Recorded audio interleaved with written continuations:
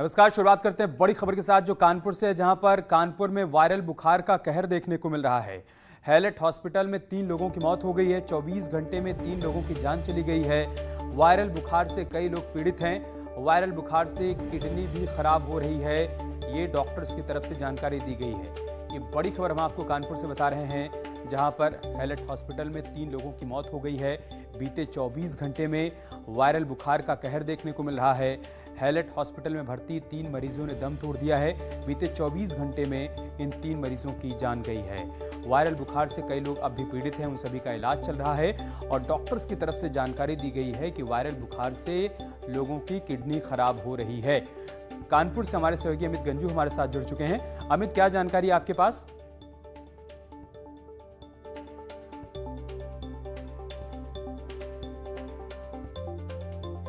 अमित से हमारा संपर्क नहीं हो पा रहा है, लेकिन ये बड़ी खबर हम आपको कानपुर से बता रहे हैं। वायरल बुखार का कहर यहां पर देखने को मिल रहा है।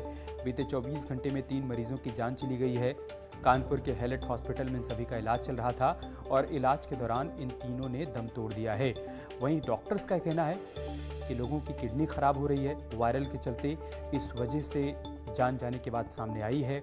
फिलहाल कई लोग अब भी ऐसे हैं जो कि वायरल बुखार से पीड़ित हैं, उनको हॉस्पिटल में भर्ती करवाया गया है, उनका इलाज चल रहा है। डॉक्टर्स की पूरी टीम उनके स्वास्थ्य पर निगरानी बनाए हुए है, लेकिन इन सब के बीच ये दुखद खबर सामने आई है, 3 लोगों की जान चली गई है। यूपी में कोरोना के बाद अब डेंगू ने डंक मारना शुरू कर दिया है। प्रदेश के कई जिलों में बड़ी तादाद में लोग इस बीमारी की चपेट में हैं। फिरोजाबाद में करीब 2 हफ्ते में 24 बच्चों की मौत हो गई। वहीं मथुरा में 11 बच्चों समेत कुल 14 लोगों की मौत हो गई। मेरठ में अब तक डेंगू के 10 मरीज मिल चुके हैं। वहीं झांसी में डेंगू के 6 मरीज मिले हैं। राजधानी लखनऊ में पिछले महीने 12 मामले सामने आए थे और अब अलग अलग जिलों से ये मामले तेजी से बढ़ रहे हैं।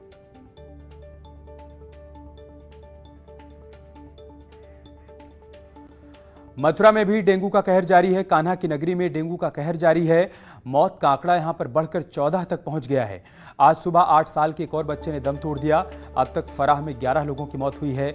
मथुरा ब्लॉक में 3 लोगों की मौत हुई है। आगरा मथुरा के जिला अस्पताल में इन सभी का इलाज चल रहा है।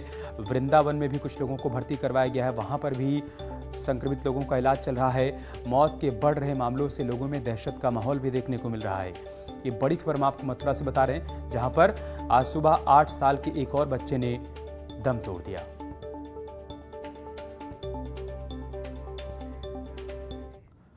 उधर फर्रुखाबाद में रहस्यमय बुखार से सैकड़ों लोग बीमार हैं और अब तक कई लोगों की यहां पर जान भी जा चुकी है। जहानगंज थाना क्षेत्र में करीब 1 दर्जन गांव में बड़ी तादाद में लोग बुखार से पीड़ित हैं। शायद ही ऐसा कोई घर हो जहां पर घर में मरीज बुखार से पीड़ित ना हो। कोई वायरल फीवर बता रहा है तो कोई मलेरिया बता रहा है, वहीं झोलाछाप डॉक्टर इसे डेंगू बता रहे हैं।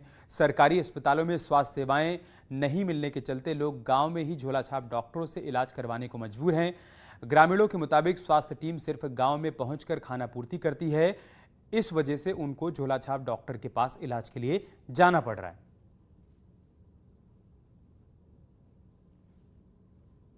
अभी क्या हालात है? अब तो ना सही है, सुधार है। क्या प्लेट्स कम हो रहे हैं? क्या प्लेटें 40,000 रही। क्या चेक, जब डॉक्टर ने चेक किया तो क्या निकला? Malaria typhoid. एकदम से प्लेटें डाउन हो रही है, बुखार आ रहा है, 2-3 दिन आता है, फिर आराम से प्लेटें डाउन हो रही हैं। चेकअप कराते हैं, प्लेटें डाउन होती हैं फिर। अच्छा, सरकारी सुविधा कुछ मिल पाई है? कुछ भी नहीं मिला। कोई नहीं देख रहा है। आता ही नहीं, आता है बाहर देखता है, चला जाता है। अंदर गांव में बढ़ के देखते नहीं कोई। पूरे गांव के क्या हालात हैं? गांव में कम से कम 700-800 लोग हैं ना, सबको भी बुखार है, हर घर में। और हमारे 3 सहयोगी इस वक्त हमारे साथ लाइव जुड़ चुके हैं। मथुरा से नितिन गौतम हमारे साथ जुड़ चुके हैं, देवेंद्र चौहान हमारे साथ फिरोजाबाद से हैं और फर्रुखाबाद से हमारे साथ सूर्या वाजपेयी जुड़ चुके हैं। नितिन, मैं शुरुआत आपसे ही करूंगा। आज संक्रमण से एक और बच्चे की जान चली गई है, इसकी रोकथाम को लेकर क्या कुछ इंतजाम किए जा रहे हैं और अभी और कितने बच्चे हैं, कितने ऐसे लोग हैं जो कि संक्रमित होकर हॉस्पिटल में भर्ती हैं? देखिए, हम अपने दर्शकों को बताना चाहेंगे कि जो लगातार महामारी वो पैर पसार रही है और उसकी वजह से अब तक के जो मौत का आंकड़ा था, शुरुआत में ये 7 था और अब बढ़कर 14 हो गया। लगातार मौत पैर पसार रही है और इस मौत के आंकड़े को रोकने के लिए लखनऊ से लेकर मथुरा की तमाम स्वास्थ्य विभाग की जो टीमें वो लगातार गाँव में पलायन कर रही हैं। जिलाधिकारी मौके पर जा रहे हैं, गाँव का भ्रमण कर रहे हैं। सफाई कर्मियों के द्वारा जो लगातार सफाई का काम है वो किया जा रहा है, लेकिन मौत का सिलसिला थमने का नाम नहीं ले रहा है। और जो मरीज हैं अगर बात करें तो सैकड़ों की संख्या में मरीज हैं जो मथुरा में भर्ती हैं, कुछ आगरा में भर्ती हैं, कुछ भरतपुर में भर्ती हैं, तो कुछ जयपुर में जाकर अपना इलाज करा रहे हैं। लोगों में दहशत का माहौल है और इस दहशत की वजह से जो कुछ लोग हैं जो गांव में जो ग्रामीण थे उन्होंने अपने गांव से पलायन कर दिया क्योंकि महामारी रुकने का नाम ले रही है। इस समय जो न्यूज़ 18 की टीम है वो जिला अस्पताल में मौजूद है और यहाँ पर जो मरीज हैं उनका जो चिकित्सीय जो लाभ उनको दिया जा रहा है, हमारे साथ खुद CMS हैं, उनसे जानेंगे। डॉक्टर साहब, किस तरीके से जो है जो मरीज हैं उनको किस तरीके से जो है स्वास्थ्य लाभ दिया जा रहा है और क्या बीमारी है जो रुकने का नाम नहीं ले रही, मौतों का सिलसिला? हाँ नितिन जी नमस्कार। मैं सबसे पहले तो आपके चैनल के माध्यम से सब लोगों से ये अपील करूंगा कि दहशत में आने की ज़रूरत नहीं है। ये बीमारी पूरी तरीके से अब कंट्रोल में आ चुकी है और हमारे यहाँ जिला अस्पताल में इसकी शुरू से तैयारियां हैं। लगातार CMO, DM सब जो है वो तैयारियों में लगे हुए हैं। डॉक्टर साहब देखिए, आप कह रहे हैं कंट्रोल में है, लेकिन लगातार मौतों का सिलसिला जारी है। 7 से शुरू हुआ था 7 के बाद स्थिति कुछ कंट्रोल में थी, लेकिन फिर आज एक सवेरे बच्चे की मौत हुई है। मैं आपको बताऊं, मेरे यहाँ जिला अस्पताल में 24-25 तारीख से इन मरीजों का भर्ती होने का सिलसिला जारी है, मगर मेरे जिला अस्पताल में अपने यहाँ पे एक भी मौत नहीं हुई। सारे मरीज ठीक है। नितिन, अभी भी मैं राउंड हम भी यही उम्मीद करते हैं कि तमाम इंतजामात पर्याप्त हों और लोगों की जान बच पाए, ये बहुत ज़रूरी है। फिरोजाबाद चलते हैं, वहाँ से देवेंद्र हमारे साथ हैं। देवेंद्र, वहाँ से क्या अपडेट, क्या जानकारी है? बिल्कुल साफ तौर से यहाँ की जो स्थिति है वो 36 बच्चों की अभी तक मौत हो चुकी है, 5 वयस्क की मौत हो गई, टोटल 41 की मौत हो चुकी है। और साथ ही बता दें कि कल CMO को यहाँ हटाया गया था, लखनऊ से एक टीम भेजी गई है। इसके अलावा अलग अलग 3 टीमें यहाँ पहले से काम कर रही हैं। आज जो लखनऊ से टीम आएगी वो पूरी जांच करेगी और देखेगी कि किस तरीके से कहाँ पर ये बीमारी फैली है और वहाँ क्या कारण रहे होंगे। उनकी पूरी जाँच पड़ताल कर मुख्यमंत्री को रिपोर्ट देगी। लेकिन साथ ही जो है जो जहाँ 3 टीमें जो लगी हुई हैं उनका मानना है कि कहीं ना कहीं जो दिक्कत है वो नगर जो सफाई कर्मी है, सफाइयों की वजह से है। और साफ तौर पर जब स्वास्थ्य विभाग पर CMO को हटाया गया, वही जो है जो नगर निगम है उसको क्लीन चिट दे दी गई। आखिर बड़ा सवाल ये है कि आखिर सफाई में जब दिक्कत थी तो ये उनको क्लीन चिट क्यों दे दी गई? उसके अलावा अगर बात की जाए, स्वास्थ्य विभाग अभी पूरी तरह मुस्तैद है और हॉस्पिटल में डॉक्टर भी कानपुर और आगरा से भेजे गए हैं। ठीक है, फर्रुखाबाद से भी अपडेट लेते हैं। सूर्या वहां से हमारे साथ जुड़े हुए हैं। सूर्या, वहां पर ग्रामीणों का यह आरोप है कि स्वास्थ्य विभाग की तरफ से जो टीम आई थी वो खाना पूर्ति करके चली गई, इस वजह से मजबूरी में उनको झोला छाप डॉक्टर के पास जाना पड़ता है इलाज के लिए। इसमें कितनी सच्चाई है और ऐसा क्यों है? देखिए मैं आपको बता दूं, फर्रुखाबाद के हालात बस से बदतर हैं। सबसे बड़ी बात है, तकरीबन 1 दर्जन गाँव ऐसे हैं जो इस विचित्र बुखार से पीड़ित हैं। हजारों की संख्या में लोग हैं। एक गांव में जब 400-500 लोग पीड़ित हैं तो आप समझ सकते हैं किस तरीके से 1 दर्जन गांव के हालात होंगे। ग्रामीणों का साफ आरोप है कि स्वास्थ्य विभाग का महकमा पहली बात तो आता नहीं है और अगर मौके पर जाने की जहमत उठाता भी है तो कुल मिलाकर गांव में ना जाके गांव के बाहर ही जो लोग कुछ लोग मिल जाते हैं, खाना पूर्ति करता है और वहां से वापस चला आता है। सबसे बड़ी बात है कि जिस गांव में न्यूज़ 18 की टीम ने दौरा किया वो गांव मूसाखिरिया था, जहां पर सैकड़ों लोग अभी भी बीमार हैं। सबसे बड़ी बात है कि जो प्रथम दृष्टया वहां पर जो जानकारी निकल कर आई है कि बहुत सारे लोग जो है डेंगू से भी पीड़ित हैं और उसी गांव में 4 लोगों की मौत हो चुकी है। कुल मिलाकर पूरे जिले में अभी स्वास्थ्य विभाग की तरफ से जो जानकारी मिल पा रही है वो तकरीबन 9 लोगों की मौत की जानकारी स्वास्थ्य विभाग के पास आंकड़ा है। लेकिन ग्रामीण स्तर और जमीनी स्तर पर अगर बात की जाए तो कुल मिलाकर 2 दर्जन से अधिक लोगों की मौत हो चुकी है। ये दुखद है और परेशान करने वाली बात है कि यहाँ पर स्वास्थ्य विभाग की तरफ से अगर लापरवाही बढ़ती जा रही है तो क्यों बढ़ती जा रही है और उसका संज्ञान कब लिया जाएगा। बहुत शुक्रिया आप तीनों का हमारे साथ जुड़ने के लिए और तमाम जानकारी हम तक पहुंचाने के लिए। इस बीच एक बड़ी खबर मेरठ से आ रही है। डेंगू के 3 और मरीज मिले हैं। डेंगू मरीजों की संख्या बढ़कर 10 तक पहुंच गई है। डेंगू के बढ़ते केसेस को लेकर अलर्ट भी जारी कर दिया गया है। डेंगू का लार्वा मिला तो चालान होगा। पहली बार वार्निंग दी जाएगी, दूसरी बार में चालान होगा। आशा आंगनबाड़ी वर्कर्स अब सर्वे करेंगी और ये सुनिश्चित किया जाएगा कि कहीं पर भी गंदा पानी इकट्ठा न होने दिया जाए और अगर ऐसे केसेस सामने आते हैं, डेंगू का लार्वा मिलता है, तो पहली बार में चेतावनी दी जाएगी और दूसरी बार में चालान भी किया जाएगा।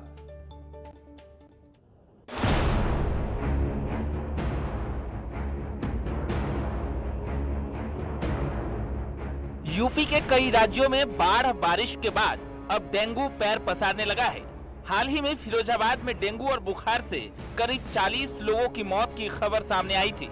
पूरे मामले पर सीएम ने कड़ा एक्शन लिया और फिरोजाबाद की सीएमओ को हटाने का आदेश भी जारी कर दिया। सरकार के मुखिया की सख्ती के बाद अब राज्य के दूसरे जिलों में प्रशासन एक्टिव हो गया है, जिसका असर मेरठ में भी दिखने लगा है। यहाँ स्वास्थ्य विभाग ने ऑपरेशन डेंगू अभियान की शुरुआत की है। कार्यालयों को दिशा निर्देश जारी कर दिए गए हैं, डूज एंड डोंट्स क्या करना है और तुरंत सबको देखना है और इसकी रिपोर्ट भी मांगी जा रही है। ऑपरेशन डेंगू का मकसद जिले में डेंगू के खतरे को फैलने से रोकना है, जिसका जिम्मा आशा और आंगनबाड़ी कार्यकर्ताओं को सौंपा गया है।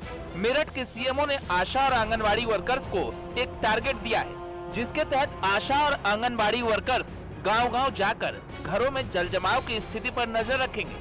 अगर कहीं पानी भरा हुआ मिला तो पहली बार वार्निंग और दूसरी बार चालान काटने के निर्देश दिए गए हैं।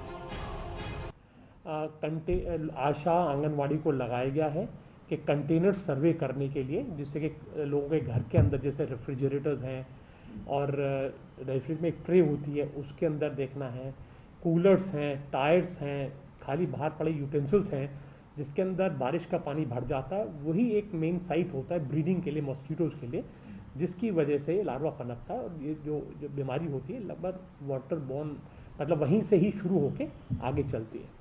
तो इसके लिए कंटेनर्स का हमारे यहाँ बोला गया है उन सब आशा आंगनवाड़ियों को कि कंटेनर्स का सर्वे करें, जिन लोगों के लार्वा पनपते पाए जाएं उनका चालान किया जाएगा।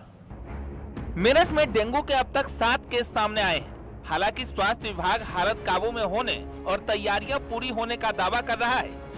मेरठ के अंदर 7 कंफर्म केसेस हैं और जिनका की जो कि ज़्यादा गंभीर बीमारी नहीं है, जिनको कंट्रोल में है और हम लोगों ने डेंगू के लिए प्रीएम्प्टिव स्टेप्स लिए हैं जिससे कि वो ना फैल सके। मेरठ के मेडिकल कॉलेज में भी इस बीमारी को लेकर खास व्यवस्थाएं की गई हैं।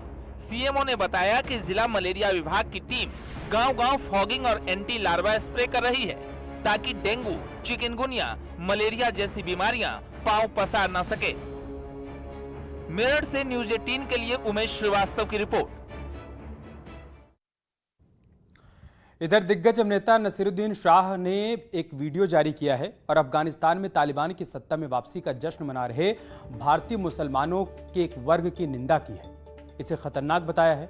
नसीरुद्दीन शाह ने सोशल मीडिया पर साझा किए गए अपने वीडियो में पूछा है कि जो लोग तालिबान के लौटने की खुशी मना रहे हैं उन्हें खुद से सवाल करना चाहिए कि वो अपने धर्म में सुधार चाहते हैं या पुरानी बर्बरता के साथ रहना चाहते हैं।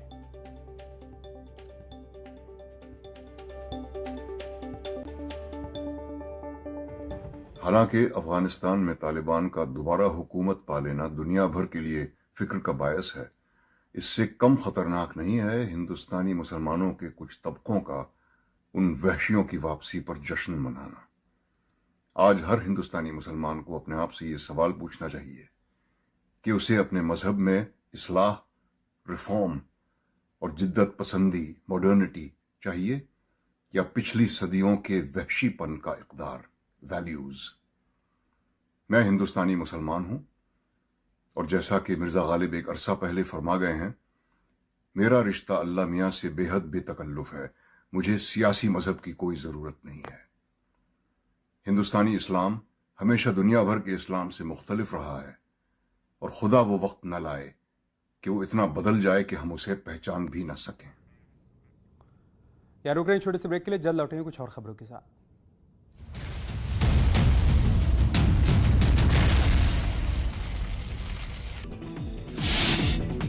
पिछले 24 घंटे में ठीक हुए 275 संक्रमित। शहर में कोरोना के 3106 एक्टिव केस। झारखंड में कोरोना के 12 नए मामले सामने आए। प्रदेश में कुल 130 एक्टिव मरीज इस वक्त मौजूद। लखनऊ में चौधरी चरण सिंह एयरपोर्ट पर एयरलाइंस से जुड़े कर्मचारियों का वैक्सीनेशन। सीएचसी सरोजनी नगर की मदद से 500 से ज्यादा कर्मचारियों को टीका लगा। यूपी में आज से खुले 5वीं तक के स्कूल। 2 पालियों में 3-3 घंटे तक चलेगी क्लास। गाजीपुर में आज से 1 से 5 तक के बच्चों के स्कूल खुल गए। कोविड प्रोटोकॉल का पालन सख्ती के साथ किया जा रहा। मथुरा में सरकार के आदेश के बाद शुरू हुई 1 से 5 तक के स्कूल। कोरोना गाइडलाइंस का पालन जरूरी। सिद्धार्थनगर में भी आज से खोले गए प्राइमरी क्लासेस। बच्चों में दिखा उत्साह, टीचर्स ने भी खुशी जताई। कोरोना की दूसरी लहर के बाद पहली बार खुले 5वीं तक के स्कूल। आगरा के संजय प्लेस स्थित स्कूल में थर्मल स्क्रीनिंग और हाथों को सैनिटाइज करने के बाद ही बच्चों को स्कूल परिसर में दाखिल किया गया। बरेली में भी आज से कक्षा 1 से 5 तक के स्कूल खुले। बच्चों को स्कूल में बैठने के लिए सोशल डिस्टेंस और हैंड सैनिटाइजर का इस्तेमाल जरूरी किया गया। बदायूं में बाल-बालाओं ने लगाए ठुमके। जन्माष्टमी के दिन का वीडियो वायरल हुआ। फतेहपुर पुलिस को बड़ी कामयाबी, वाहन चोर गिरोह का खुलासा किया, 5 लोग गिरफ्तार। प्रयागराज में कब्रिस्तान की जमीन पर शव दफनाने को लेकर विवाद। कब्रिस्तान की जमीन पर 3 पक्षों ने मालिकाना हक जताया। घंटों की पंचायत के बाद शव को दफनाया गया। मथुरा पुलिस को बड़ी कामयाबी, 2,10,000 रुपए के करीब 15 मोबाइल फोन बरामद, एक चोर गिरफ्तार। गाजियाबाद पुलिस को भी कामयाबी मिली। ऑनलाइन गेम के नाम पर ठगी करने वाले गिरोह का खुलासा किया। कब्जे से मोबाइल फोन, एटीएम कार्ड समेत कई सामान बरामद। कासगंज में मारपीट मामले में बीजेपी के सदर विधायक को सजा। एमपी एमएलए कोर्ट ने 15,000 रुपए का जुर्माना लगाया। 1 साल की सजा भी सुनाई। 2010 में साथी के साथ मिलकर की थी मारपीट। सहारनपुर में बैंक कर्मचारी को बदमाशों ने गोली मारी। गंभीर हालत में हॉस्पिटल में भर्ती। रामपुर मनिहारन क्षेत्र का मामला। उन्नाव में नर्सिंग होम में प्रसूता की मौत। परिजनों ने नर्सिंग होम संचालक पर लापरवाही के आरोप लगाए। जमकर हंगामा किया। बरेली में प्रेमी जोड़े ने जहर खाया। इलाज के दौरान दोनों की मौत। पुलिस मामले की जांच में जुटी। हमीरपुर में 2 दिन से लापता लड़के का शव बरामद। परिजनों ने हत्या का मुकदमा दर्ज कराया। पुलिस जांच कर रही। मुरादाबाद में मकान पर कब्जे को लेकर महिलाओं की हंगामा, मारपीट का वीडियो वायरल हुआ। सहारनपुर में पंचायत के दौरान 2 गुट आपस में भिड़ गए। मारपीट का वीडियो सोशल मीडिया पर वायरल हुआ। करीब 6 लोग घायल। देवरिया में जमीन विवाद में युवक की गोली मारकर हत्या। मौके पर अफरा तफरी का माहौल। आजमगढ़ में पुलिस और बदमाशों के बीच एनकाउंटर। पुलिस ने घेराबंदी कर 4 शातिर बदमाशों को गिरफ्तार किया। कब्जे से मोबाइल फोन समेत कई सामान बरामद। बदायूं में स्कूल जा रहे छात्र की चाकू मारकर उस पर हमला किया गया। आपसी रंजिश में घायल करने की आशंका। देवप्रयाग के पास तोता घाटी में 5 दिन बाद खुला बद्रीनाथ हाईवे। अब भी बेहद खतरनाक सफर। झूलती चट्टानें बनी मुसीबत।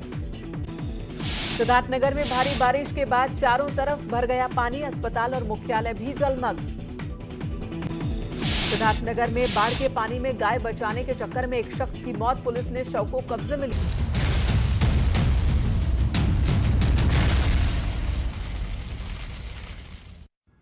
और एक बड़ी खबर लखनऊ से आ रही है। योगी कैबिनेट की बैठक होगी दोपहर 12 बजे। बड़ी खबर है लखनऊ से। कई अहम प्रस्तावों पर मुहर लग सकती है इस बैठक के दौरान। गन्ना मूल्य बढ़ाए जाने पर फैसला हो सकता है। हाल ही में केंद्र ने गन्ने का एफआरपी बढ़ाया था। सीएम योगी ने भी किसानों को हर संभव मदद का भरोसा दिया था।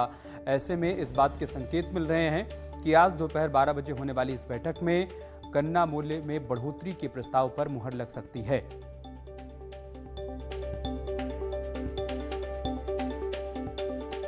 तो आज दोपहर 12 बजे कैबिनेट की बैठक होनी है। कई अहम प्रस्तावों पर इस बैठक के दौरान चर्चा की जाएगी। हमारी सहयोगी अनामिका लखनऊ से हमारे साथ जुड़ चुकी हैं। अनामिका, क्या जानकारी बैठक के बारे में? देखिए, आज कैबिनेट की महत्वपूर्ण बैठक है जिसमें कई विभागों के अहम प्रस्तावों को मंजूरी मिलनी है। लेकिन सूत्र ये बता रहे हैं कि जिस तरीके से गन्ना पेराई सत्र का जो अगला सत्र है उसमें गन्ना समर्थन मूल्य की बढ़ोतरी को लेकर सरकार कोई बड़ा फैसला कर सकती है, क्योंकि पिछले दिनों ही प्रदेश भर के किसानों ने जाकर के मुख्यमंत्री योगी आदित्यनाथ से उनके आवास पर मुलाकात करके ये मांग रखी थी कि गन्ने का समर्थन मूल्य बढ़ना चाहिए। तो ये माना जा रहा है कि आज इसको लेकर कोई बड़ा फैसला हो सकता है। और इसी के अलावा पूर्व मुख्यमंत्री कल्याण सिंह के नाम पर जिस तरीके से कैंसर इंस्टीट्यूट और बुलंदशहर मेडिकल कॉलेज का नाम करने की बात कही जा रही है, बड़ा ऐलान किया गया सरकार की ओर से।